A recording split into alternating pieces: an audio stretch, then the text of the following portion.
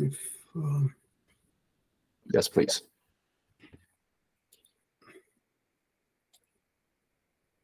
One second.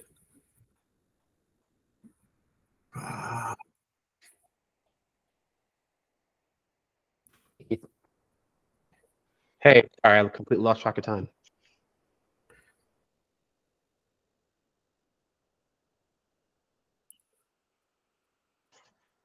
Do you want to present the present, or do you want me to do it? I can present. Well, okay, let me present it until you find it, and then you can switch. Yeah, let me try to learn how Google Meet presentation. Okay, here's the screen here.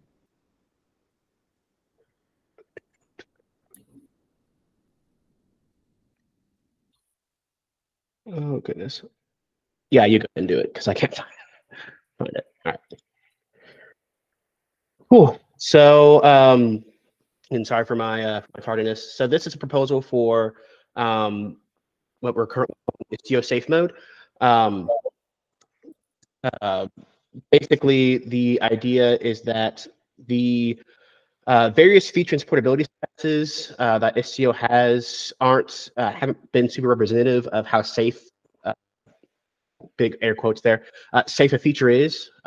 Production ready and tested is probably a better word to use there. There is also this tension between those supportability statuses and how they're represented. So some features within Istio have a CRD. Some can only be, advanced features can only be configured via mesh config, and some are exposed via environment variable.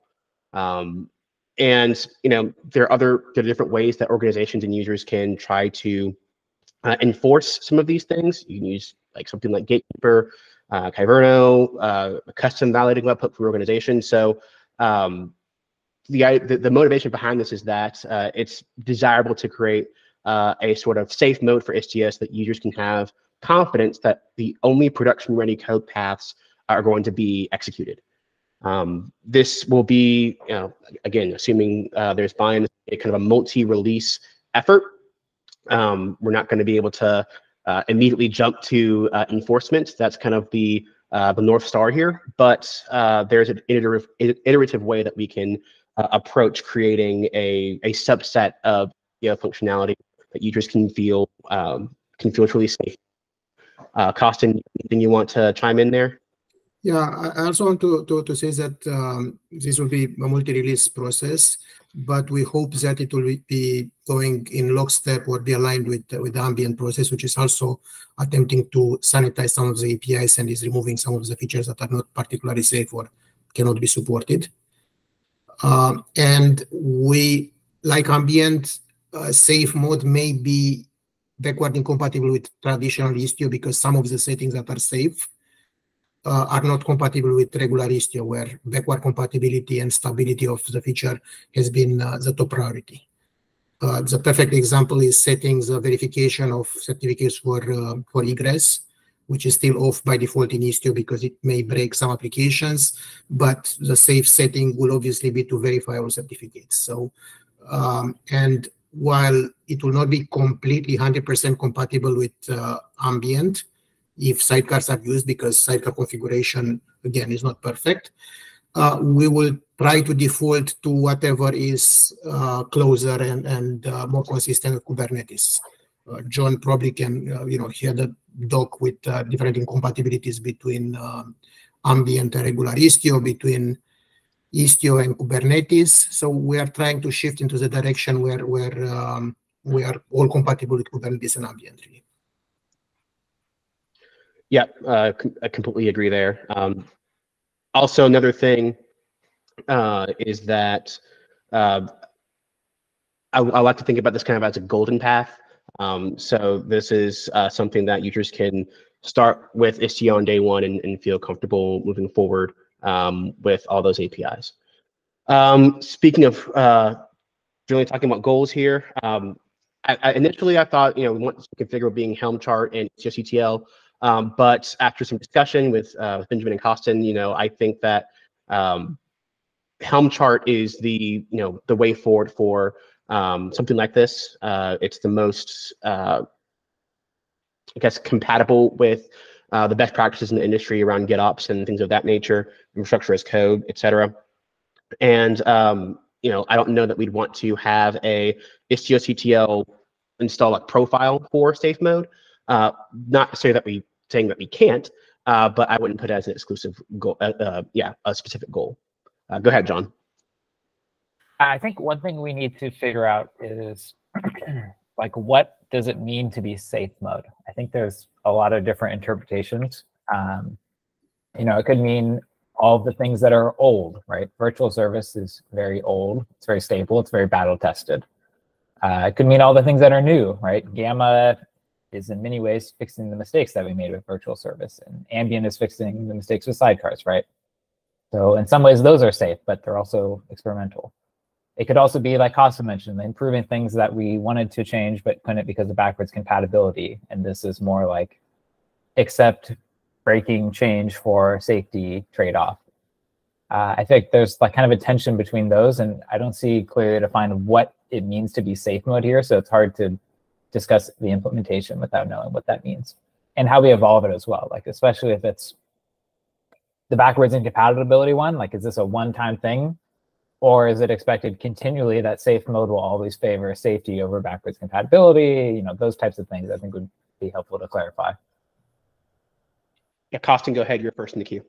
Yeah, I think the general rule is safe is whatever we say it is safe. I mean, it's the TOC and as always has been the case in Istio. I mean, it's promotion to beta and the stability of the feature is determined by the TOC based on the experience of the working group and of the TOC, and it's really a decision that is made with many criteria. It's not a kind of automatic thing. But usually we have the testing requirements, we have the how long it has been in production. There are all kind of things that will get into this discussion. And I want to make a small point on the Helm chart.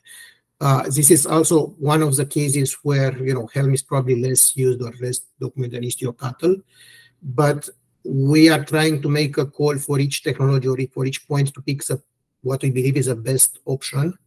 And safe is also kind of to have one option that that you're just recommended, it's a best practice, it's opinionated. And if we decide that we want something else, then we need to have a discussion. TOC may need to intervene and decide, hey, Istio Cattle is the ones that we want to recommend. And that will be the call. I mean, there are many things that are kind of not black and white in this area. And we're trying to pick one, stick with it, put more wood behind your arrow and all that. Kit. Yeah, I think that's a great point. And the lens through which I see safe, I think is twofold. Or sorry, it's not twofold. It's part of a greater initiative to use Costin's words earlier, to kind of fix some things in Istio in the past. And I think Ambient and in this safe mode are the two sides of that coin. I see Ambient as the carrot. Ambient is, hey, we're going to give you this sidecarless functionality, this new deployment model, and we're going to only expose it through things that are, for example, like Gamma-ish, or we're only going to allow for like producer waypoints. We're going to really limit that functionality. And while it's opt-in, like you're not going to be broken by not using Ambient. But if you want to take advantage of Ambient's new features, then you're going to move towards these things that are more future-proof. On the other end, I think you need a stick, and I think that safe mode is kind of the stick, in the sense that it's going to prevent users from using those things that are going to that aren't future-proof, but also the things that aren't tested yet. That stick is kind of also twofold as far as audience. It helps users to not get into bad situations, but it also, I think, creates incentive for contributors to push their feature through the feature stages. We don't have things that, we don't want to have things that stay in alpha for an extremely long time and never move forward. And the stick for that is because well, if you're alpha, you're just not going to be in safe mode, and that feature is not going to be available. And so it's going to incentivize maintainers, contributors to push those features forward, because their customers are looking for things like a telemetry API, ambient group of features itself. As people want more and more of those features, the community is going to be incentivized to do the work to make sure that there is appropriate testing, to make sure that there is production level whether it's APIs or knobs in general, to be able to expose that functionality to users. So yeah, I think there is that inherent tension between old and new. I think for safe mode, as that stick, it's going to generally default to old. And by old, I mean tested.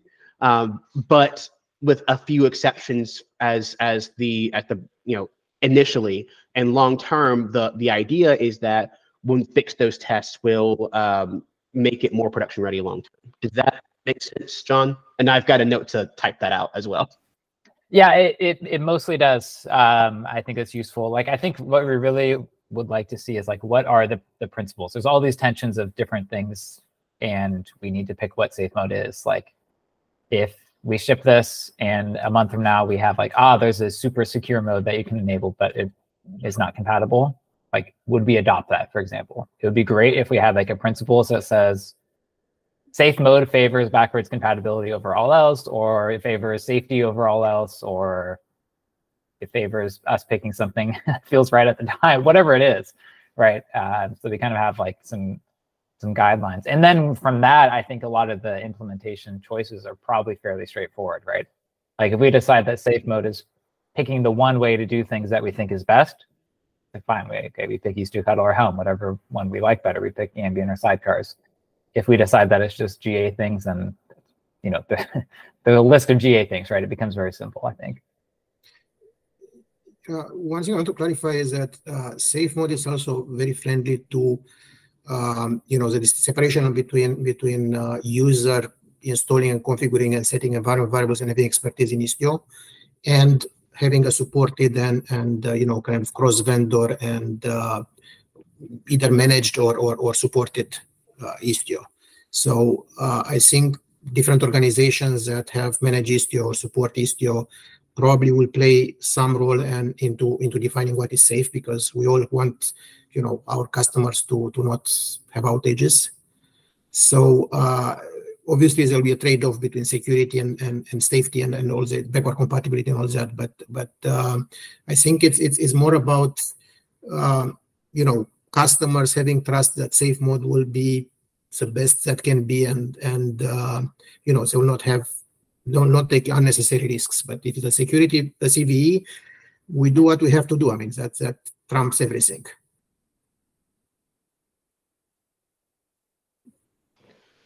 Yeah, well said. Are we good to move on to any other questions on these initial couple of points? Cool.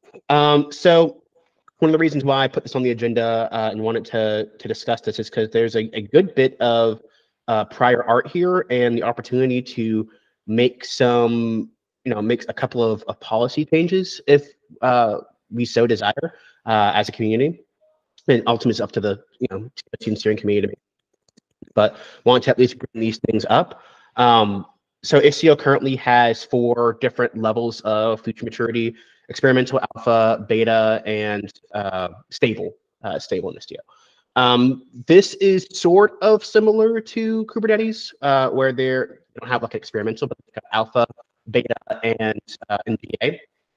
And I think when proposing something like this, it's useful to look at prior art. What Kubernetes has is a full-on feature gate system, where you, especially when features are alpha, you can disable them at when kubelet starts up, and the Kubernetes code paths actually check for those features to be enabled or disabled all throughout the code anytime there's one of those features that has a feature gate. If you notice at the beginning, one of the non-goals here is to build out that full feature gate functionality in Istio. I think we're probably past the point of no return for that. And adding those kind of feature gates at this stage might, I feel like would promote more instability than actual stability. The big thing I want to potentially discuss here is this doc that Tim Hawken wrote a month and a half or two ago around thinking about alpha, beta, and GA in Kubernetes. And I linked that document here. I think there's some, and there's some discussions in the comments around that particular part of the proposal doc. But I think this is a really, he brings up some really good points about especially that alpha, that beta versus GA distinction. Typically, what you'll see is that while features are in beta, there are still changes that can happen. But as I've been working on more and more specs, I've seen that once things hit beta, they're effectively GA, and I've never seen. Again, it's just anecdotal, but I've never seen changes happen once things get beta. Maybe Istio has in the past, but I think it's at least worth a conversation of, okay, how much does beta buy us, for lack of a better term, and just consider that. Not saying that I need to that I'm authoritative in any sense on that I've been around the community for very long, but I think that that's worth thinking about. You want to discuss that alpha, beta, or that beta GA distinction before you go into the action plan?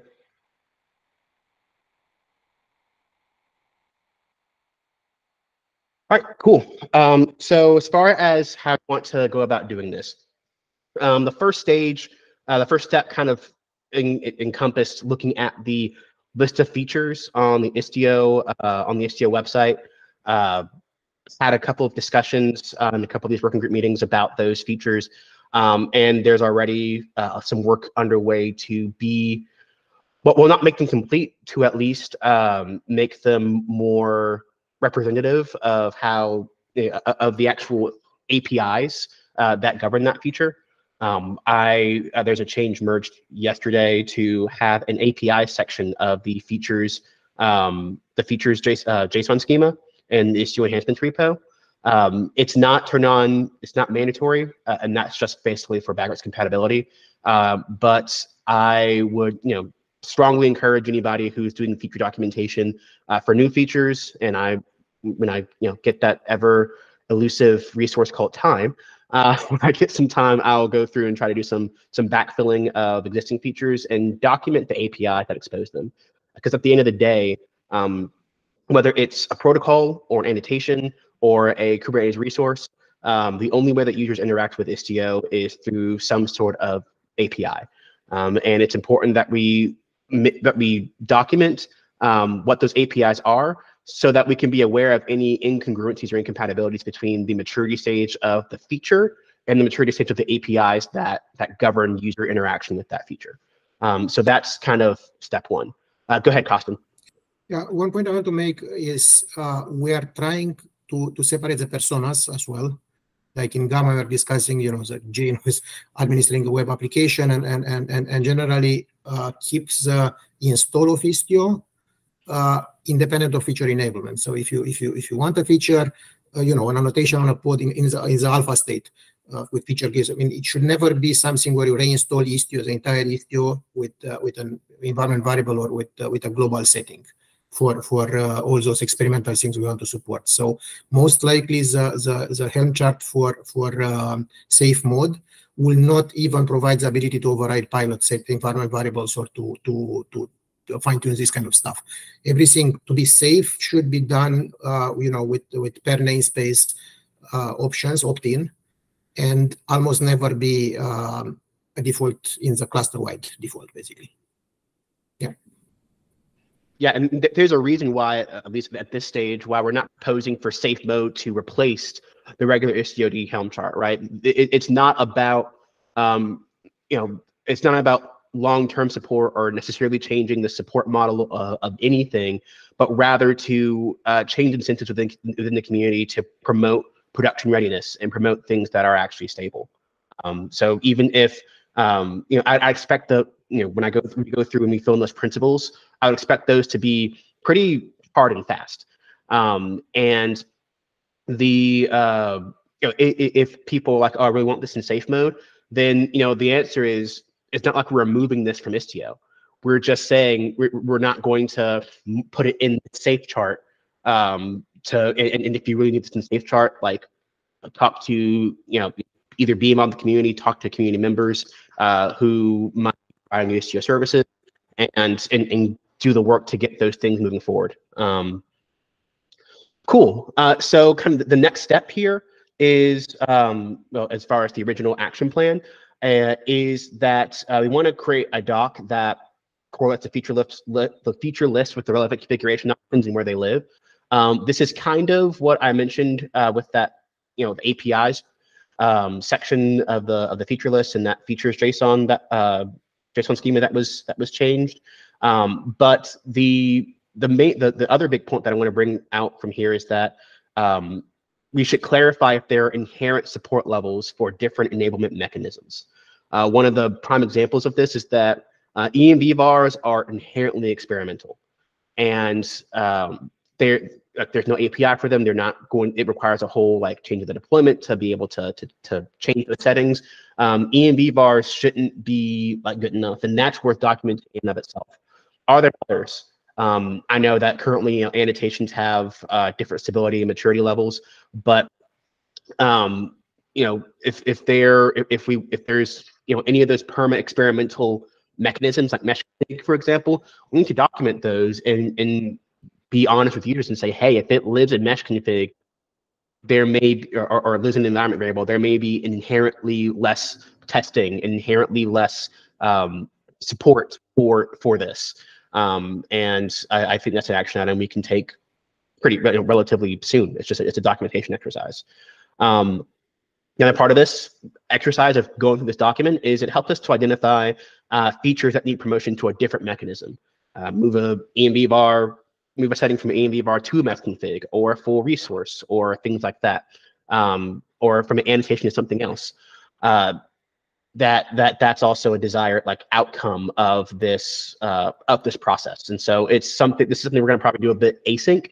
And I shouldn't have, in hindsight, not have a number that's might have been the best for this, because we're going a bit out of order, as you'll see in a second. But yeah, that's something we certainly want to do as part of this. I'm going to skip a bit for the sake of time, but we are already at the point where we're talking about Helm chart versus a new Helm chart versus modifying the existing Helm chart. We are kind of, I think, somewhat aligned as far as myself, Kostin, and Benjamin, that at least for now, a new Helm chart is the best way to go about this, at least for rapid iteration purposes. There is a draft pull request that's still a work in progress, but wanted to put it there in the chat for folks to keep in mind. And basically, what the plan is to copy the Istio Helm chart, and then remove every value that can be removed, and then iteratively add them back based on what exists in our test framework. Everything in safe mode, especially at the beginning, should have tests for it. And again, the goal right now is to do this in the master branch. If there are strong opinions or whether this should be done in a separate branch and then merge to master all at the end, then feel free to comment on that PR and you can have a discussion there. Go ahead. Go ahead. Yeah, I just wanted to. I just heard the criterion seems to be the tests, but that's not really all of it. I mean, if you look at, say, WASM, it can really write a test. It doesn't make it a GA feature. Yeah, that's so what is the criteria to qualify a feature as safe? POC saying that it's safe, make it safe. That's how it works in all organizations. Who thinks safe? POC is the one that is deciding everything. POC? Yes. Yeah, but the say WASM. I mean, we have TOC here. What would they say? let me flip my coin real quick. It's unsafe. I don't know. Like, I don't think it's fair to say just TOC arbitrarily decides. We need principles on what we want safe mode to be, because it doesn't mean the same thing to everyone, and then we can make decisions based on that, right? If we say it's because it has tests, then I can look and say, oh, it has tests, it's safe, right? I don't think that's a good criteria either. But we need to define the criteria, and then we can apply it to different features, right? Sure, yeah, that seems like a very important thing, because that's really what makes it safe, is the criteria. Yep. And that should probably be we need to have a good discussion about what constitutes. Yeah, I definitely agree with you, and I think that we were talking about that for a few minutes before you joined as well. So I think it's more apparent to other people on the call as well that that's important than it may seem. It just wasn't in the doc at this point. I hope. Go ahead, Ethan. Yes. Does it make sense? I don't know the answer here, but it seems to me that we've got a lot of widely used features that are kind of sitting in beta or alpha. As part of this process, would it make sense to try to clean that up by, if something's been in beta a long time and a lot of people use it, just promoting it to GA, and then the criteria can become something fairly simple, like safe as GA plus or beta plus. Like on some level, this proposal is saying the alpha, beta, GA designation isn't working well, so we'll create this parallel designation of safe versus unsafe, which may end up ultimately with the same problem in the long term. But anyway, that's my like half-informed thought I just wanted to throw out. I think we agree with you, Ethan. I mean, it's what Kit was saying earlier is that beta is really stable. In both Kubernetes and in Istio, once something is beta, it's almost never change.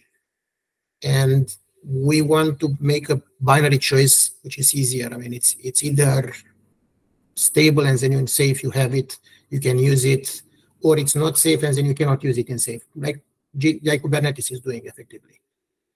And yes, it's a bit parallel, but what can we do? I mean, we cannot really make too many improvements with the current structure of Istio.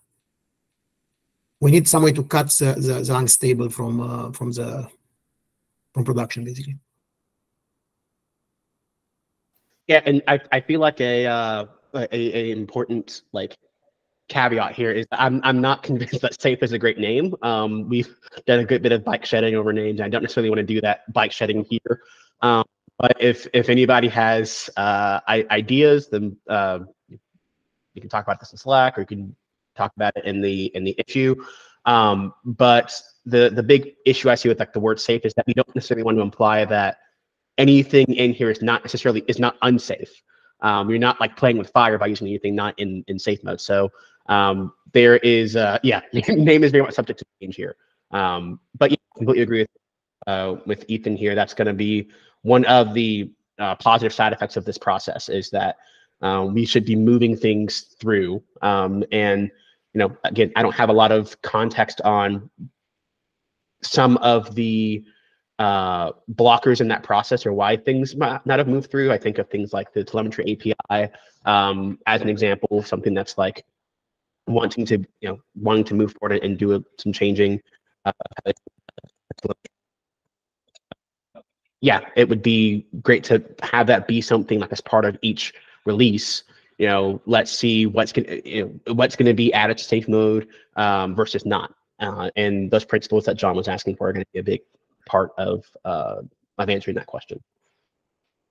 I think this is pretty much the big points. Just again, this is going to be an iterative process. Like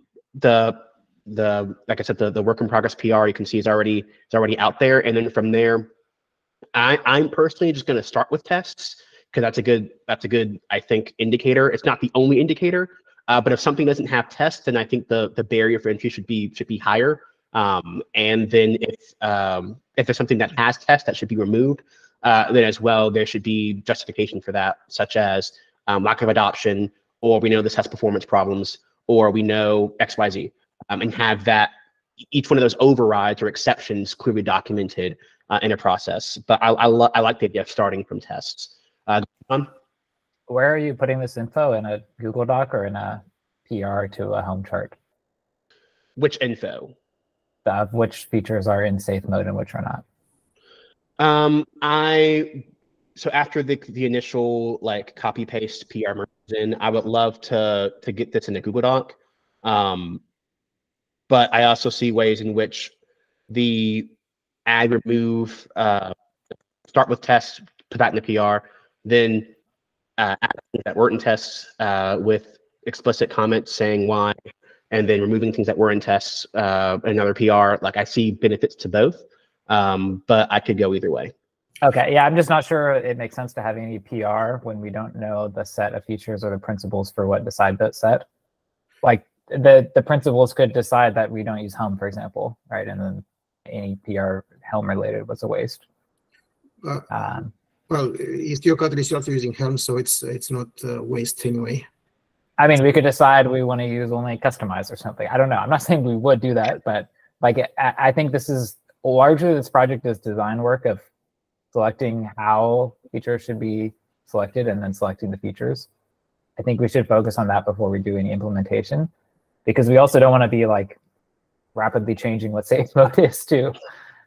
Once we ship something. I partially agree with you, but partially disagree as well. I think we do have a very good understanding about things that are not safe.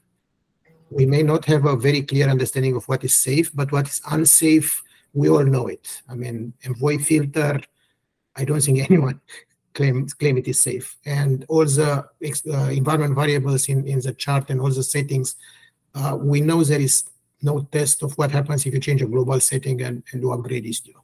So we can very easily iterate by taking the unsafe part out.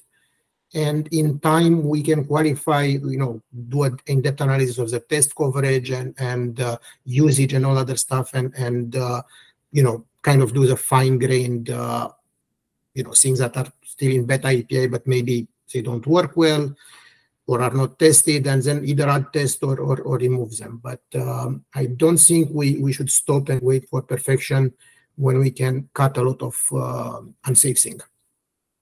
Yeah, it just seems like you want to start from nothing and gradually add safe things instead of starting from where we are now and removing unsafe things. Otherwise, once we ship something, removing features from it's hard. So it's easier you can always add new things to safe mode, but it's hard to take them away, right?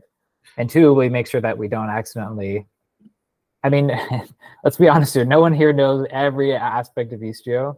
And so if we're starting from everything and taking away, we'll certainly miss some things probably, was my concern. I think it's the opposite. We are starting from nothing in values. So that's the proposal. I mean, values.yaml will start with just the CPU and the regular Helm standard stuff. And we are not planning to add anything to values really. But we are starting with the beta APIs, no environment variables. So that's kind of and then we add anything that we may need to add there. Okay, that's more what I was suggesting. So I think I must have misunderstood. Okay, we're on the same page, yeah. The only concern I do have still, though, is that I think we may need a bit more discussion on how we expose this to users. Like, if we have copies of all the Helm charts, it's kind of maintenance and confusing for users. So that was also part of the reason why I was hoping that it would be doc first, so that we could defer that decision. But we could also solve that first. That's fine. Like, people get very confused. We did this with Gateway already to some extent, right? We made the second Gateway chart. We get a lot of issues in Slack comments and stuff about not understanding what that is and why and whatnot. Yeah, for Gateway, I was going to with the latest, just basically use a new method that is not injection based and not chart based. And I think we had a discussion about this exact subject. As a principle, we do not want to share code between the old Istio chart and the new chart. We want people to keep doing changes in the normal full Istio, and maybe after a release to promote them to the, so it's a feature that we have to charts. Yes, we need to find some way to document it, and we need to make sure the process is followed. But it's eventually consistent, and not every change from Istio will make it into the safe Istio if it's until it's fully tested and fully qualified. What? Yeah, I just wanted to mention that I think we're talking about safety of Istio as a configuration control plane. While when I think of safety, I think as a safety overall that includes data path safety. For example, the MongoDB is allegedly a GA feature in Istio because it's perfectly safe in Istio to emit XDS that has MongoDB filter, but it's extremely unsafe on data path. Has no, it's a contributor filter, hasn't seen much attention lately. So is that a safe feature or not? Because from the perspective of Istio, it's perfectly safe. It's very easy to enable MongoDB, but if you actually run it, it's going to probably cause some crashes. That's a fantastic point, and I think that's exactly one of those things that we want to make known through this process. I would say that that's an unsafe feature. To Costin's point in the chat, the safety of the user is what safe mode is for, and so if it's going to result in crashes, or if the Istio project's not confident of the upstream, meaning Envoy, maintenance of and testing of that particular feature, filter, protocol, whatever, then we should say we don't feel this is safe for users. So yeah, right. That's a great point. So the consequence of that is the Envoy filter, right? Because we do have some issues with the defaults, and the only way around them is to use Envoy filter. So unless if we deem Envoy filter as unsafe, that makes the whole mesh less safe in some cases.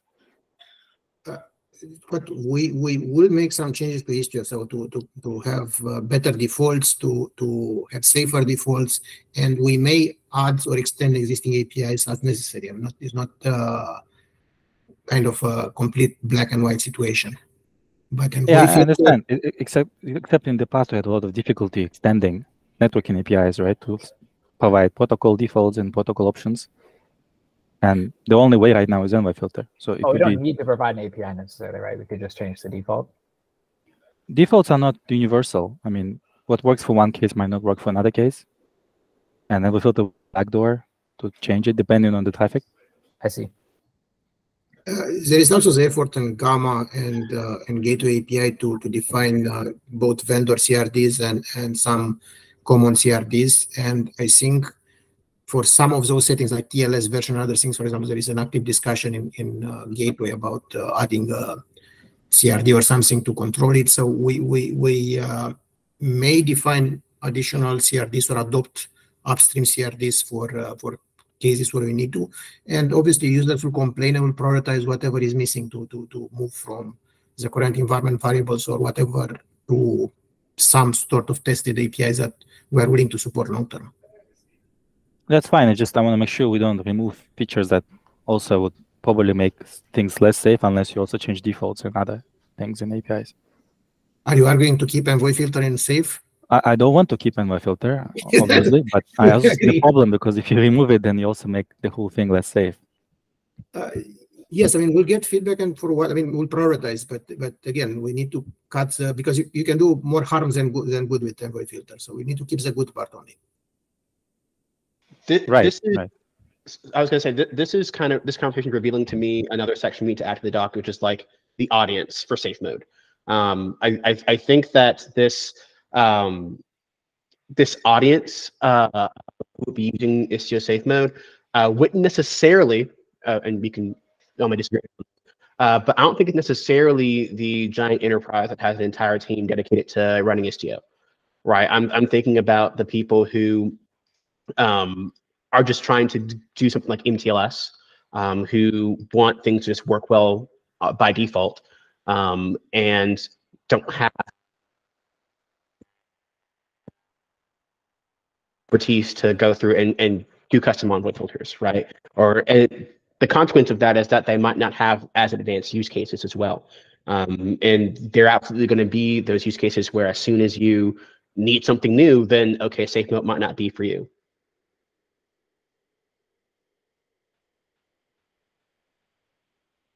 Yeah, that's similar to the goal of ambient. Yeah, agreed.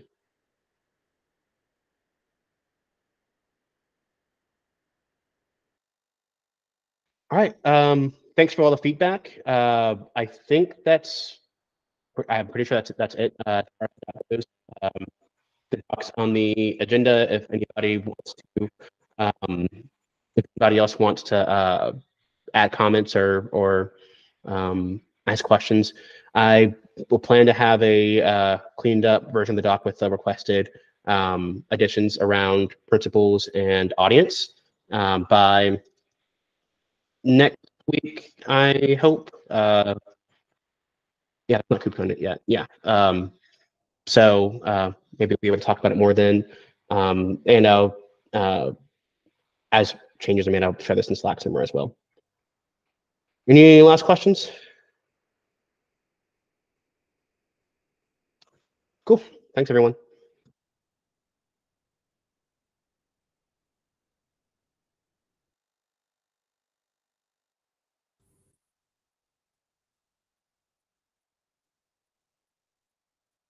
So, John, do you want to discuss ambient and safe correlation?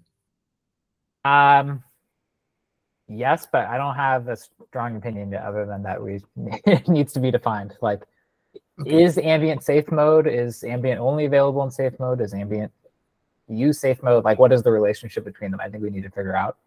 There should be some relationship, I think, because they're very, very related. I'm just not sure exactly what that should be. I mean, obviously not only in ambient, only in safe mode. We need it in full first. But my take on this was that for ambient, we should focus on testing ambient with safe mode. Document everything. Both of them are alpha really at this point, and not safe.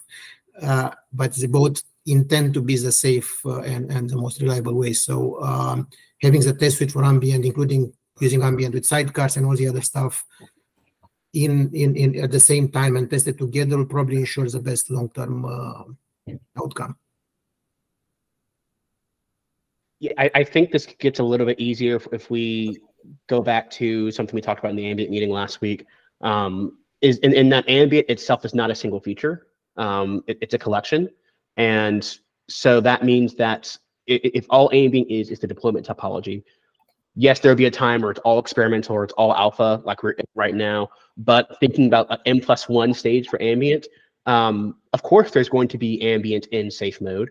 Because there are going to be sub features where that are going to be deemed as beta or stable, and then be able to graduate, for lack of a better term, to safe mode. I don't know about ambient only being in safe mode, because then again, the experimental things, the changes that might need to happen throughout the life of the ambient topology aren't, there's no place to then test it. So I think, again, going back to that principle makes that clear, a little bit easier to reason about, but I'll add a section that I put a to-do in the doc to talk about the relationship between ambient and safe mode. Okay, I will say like ambient, like there's currently the ambient profile. And as part of that, we did like safe mode 0.1, which is like we just flipped a bunch of defaults that we had only for backwards compatibility, like distro lists and verifying TLS certs and properly and some other things, just in case people weren't aware of that. So that's obviously decisions that can be easily changed. Like this is alpha launch, so we can change things. But since we saw it as a breaking change moment. So when I guess this is a more of a ignorant question on my part, but as far as when you say ambient profile, you're just referring to like the install profile and the operator / STOCTL? Yeah, so like ambient it's like 50 lines of YAML right now of what you need to set to get ambient to work properly. Well, actually, it's probably maybe 25 required and 25 is things that we think are better defaults, right? There's like 5 environment variables you need to turn on. You need to turn off some things, turn on some other components, all this stuff so that you get all the ambient functionality. So like at some point that will probably be cleaned up. A lot of it's because it's experimental, so it's all behind feature flags. Obviously, you always need to say like deploy ztunnel, for example. But yeah, that's kind of the current state. John, we are focusing on Istio mostly. CNI is a bit out of scope for this because it's pretty advanced, and ztunnel we need to discuss in next meeting if we want to kind of bundle it with the ztunnel or do with the CNI or do some other to simplify the install. But I think for safe, at least I am all for having all the environment variable for ambient enabled by default, because we want, again, we believe ambient will be safe first and will evolve in parallel. We'll get to stable at the same time, both safe mode and ambient. So it should be possible to just do helm install Istio safe, and you will get ambient, all the settings for ambient out of box with no extra step. This might be naive, but I feel like I'd be a little bit hesitant to include ambient. Like, again, it's a timing thing, but if safe like finish before ambient, I'd be hesitant to include ambient until like in safe until there was like a non-environment variable way to do that. Maybe I'm misunderstanding a bit, but I mean, I understand your concern and they're valid, but keep in mind, safe is, I mean, we don't know when ambient will be stable or when safe will be stable. But I think we agree that both of them have common goals into the API surface, common goals into the default settings, common goals onto pretty much everything. And the safest mode will be with ambient, because that's fixing a lot of incompatibilities with Kubernetes that allow us to enable it by default. So it may be useful to take the risk, but that's again a decision that we'll need to vote, have the TOC decide, because it's not a black and white thing. Yeah, that's kind of what I was trying to get at in the beginning. Is like, if we're trying to do this now, then probably the only thing that makes sense for safe mode is the old things are safe mode. But if we're trying to do this in the next year, it may look very different, right? That may mean gamma, ambient, all the new world stuff is the safe mode. And we may even actually turn off the old stuff. So part of the principles, we should probably also say, what is our timeline? Because it may look different. And then is there like a safe mode V2 next year? And or do we iteratively keep adding, because if we have a safe mode and then we keep adding stuff, then 5 years from now, we'll probably look at the safe mode and say, oh, we added actually too much stuff. We thought it was safe at the time, but there's actually all these issues we found. So we should also think of like some evolution plan, which doesn't have to be perfect. Right. I mean, safe mode is not about removing features. It's about making features more stable. It's fine if eventually safe mode is all of Istio today, if we can make it stable. Just we don't think it's going to be stable, so that's why we don't put every feature. Yeah, I generally agree, but also our bar could raise in the future. Like if we said performance or like scalability is an aspect of safety, we could say sidecars are scalable, but then a year from now we come on with ambient, it's 10 times more scalable. Now what we thought was scalable is actually kind of quite different. So I generally agree. It's just, well, scale is an iterative process. You can always scale more. It's just you can always raise the bar and keep improving scale. I mean, features in Kubernetes graduated to GA before they were scalable. Yeah, I just mean like if the alternatives, like if the change to scalability is like switching from virtual service to HTTP route or something, right? Not just a behind the scenes performance improvement. And this is to some extent hypothetical. So it's like we can't solve for 5 years in the future perfectly now. I don't think anyone should expect that. Yeah, I mean, the scale usually has a number associated. So you have to decide what number is what you care about. And that number is fixed. So it's GA with a certain scale. It might not be GA with other scale, but it has to be GA with some scale. And it's perfectly fine to raise the bar later. Yeah, I agree with Quad that safe mode should also include some perf scale testing. So you tell user, hey, install safe mode. It works perfectly up to 10,000 or 1 million endpoints, but it's not safe to either beyond that, because we know that Istio doesn't have tests for that. So scale, and it obviously will hopefully improve over time. But I think we should put somewhere on the plan some improvements into and documentation of what are the current limits of Istio, because we don't really have limits. So what matters is understanding the scale, not the scale itself. We need to know the boundaries and the curve, right? We don't care how big the curve is. We just need to know it.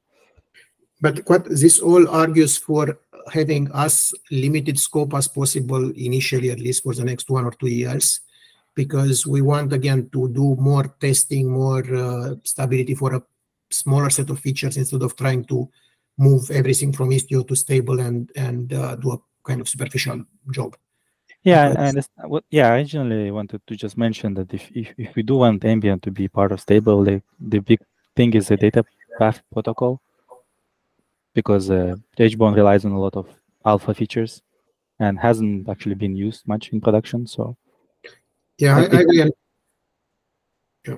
So if you want to have something about ambient and stable, we have to do better interop. So probably having both protocols at the same time. But yeah, it needs to be figured out how to do exactly. Yeah, unfortunately, the old protocol also has its own problems. So it's but to go back to what John was saying in timeline and everything, I don't think anyone expected to be ready in 1.18. And it's probably reasonable to start with the assumptions that ambient and safe will be at about the same time ready. Anyone disagree with is too optimistic, too pessimistic? Do you think safe will be ready before ambient, given? Depends on how far in safe. So like we talked about safe mode being more iterative. I think we could get a Helm chart out before ambient is in beta or stable for sure. But if we talk about enforcement, then that's probably about the same timeline as ambient. Yeah, it's not only enforcement, but it's also the safety of the API surface and behavior surface, because until ambient is in a good shape and beta, and we may not still know the full API surface that we want to support. And also Gamma, by the way, because both ambient and part of the safety is to move towards more integration with Gamma and Kubernetes. So that's why I kind of want to align the three directions.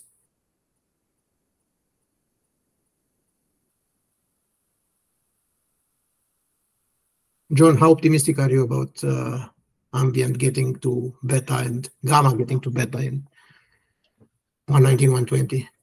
Gamma getting to beta. I don't know. The Gateway API changed their stability levels away from alpha, beta, stable to something else, and I forget what that is. So I have to go try and reverse that into our stability levels to answer that question. I think it's not super far off, but it's in many ways driven by other things. Like right now, it's experimental. We have tests. We have a second implementation now, more or less, with Linkerd. So I think things will progress. I just don't know exactly where it is from alpha to beta, basically. But it's not impossible to have Gamma and ambient and safe kind of mature and get to beta at about the same ±1 release, maybe. Yeah, I think like by end of year, all three of those things can be beta and like potentially deep into beta as well, not just marked beta December. If we execute well. Should we shoot for this? I mean, should we put this as an objective or kind of tentative timeline? Hit with iterations for everything in between, of course. Yeah, the timeline makes sense to me. I think 1.19 is good. There's, especially with the list of principles that we want to talk about, and in anything safe mode, I'm almost positive we will want to have TOC involvement throughout that entire process. So just given that, I think 1.18's way too soon, but 1.19 should definitely be feasible.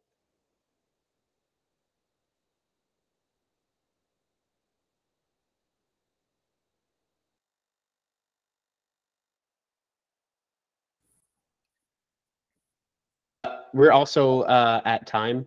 Wanted to call that out. since I think Francis left. So thanks for listening to me talk about this safe mode thing. Appreciate y'all.